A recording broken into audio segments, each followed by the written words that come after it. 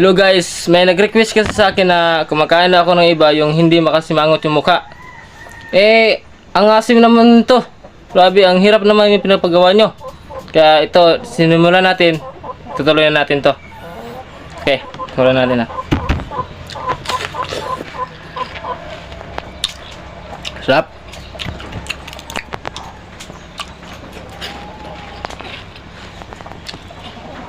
Isa pa. Kapag sino nanonood nito ng video ko, paki-like po at share.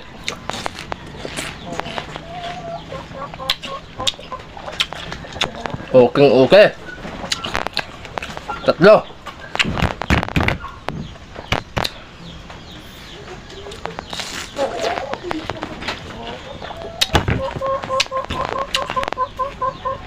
Apat.